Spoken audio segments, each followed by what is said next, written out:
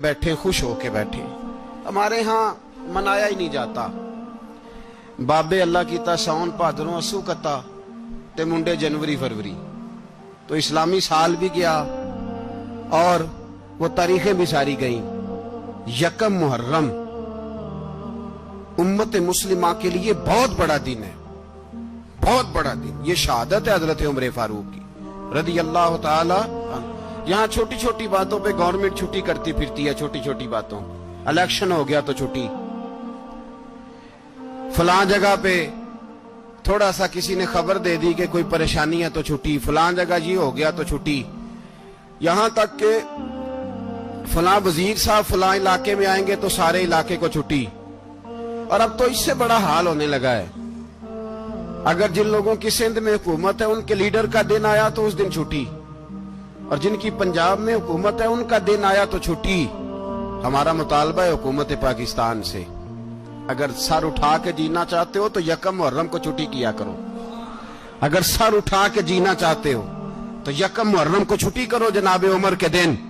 और मिल्लत के जवानों को बताओ कि अगर इज्जत की जिंदगी जीना चाहते हो तो उस तरह जियो जिस तरह फारूक आजम जी के गए। इज्जत और वकार की जिंदगी, जमहूरियत हजरत उमर से सीखनी पड़ेगी।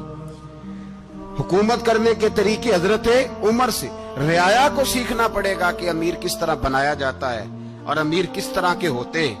यहाँ लोग हमें यूरोप की मिसालें देते हैं, लोग यहाँ हमें आकर के अमेरिका की मिसालें, उन्हें क्या पता हुकूमत क्या होती है। वो कहते हैं जी वो साइकिल पे जाता है उनका हुक्मरान। मैंने कहा वो साइकिल पे जाता है? मेरे उमर फारूक मदीने से मक्के गए थे तो पैदल ही हज करने चले गए, पैदल ही। और जनाब उमर फारूक रदी अल्लाह ताला अन्हु ईद की नमाज पढ़ाने गए। ईद की नमाज उमर खुतबा ईद देने गए। और इस जमाने में कौन सा गरीब है जो नंगे पांव जाता हो? कौन सा गरीब है जो मस्जिद नंगे पांव जाता हो? लोगों ने तो 3 किस्म की चप्पलें रखी हुई हैं। एक मस्जिद जाने की अलहदा है, घर पहनने की अलहदा है, शादी ब्याह पे जाने की चप्पल अलहदा है। हजरत उमर फारूक रदी अल्लाह ताला अन्हु निकले ईद का खुतबा देने के लिए, तो बीवी से कहने लगे जूता। उसने कहा साहब इतनी दफा टूटा है अब गांठा नहीं जा सकता, इतनी दफा टूटा है कि अब दोबारा पेमंद नहीं लग सकते। तो हजरत उमर कहने लगे चल कोई अर्ज नहीं है, बगैर जूते के नंगे पैर ही चलते हैं, कोई अर्ज नहीं। तो कहने लगे लोग क्या कहेंगे? फरमाया चुप कर। लोग, जिस दिन उमर ने ये देख लिया ना लोग उसके बारे में क्या कहते हैं, उस दिन उमर उमर नहीं रहेगा। तो कहा फिर आपका नजरिया क्या है? फरमाया मेरा नजरिया ये है कि रब रसूल मेरे बारे में क्या कहते हैं।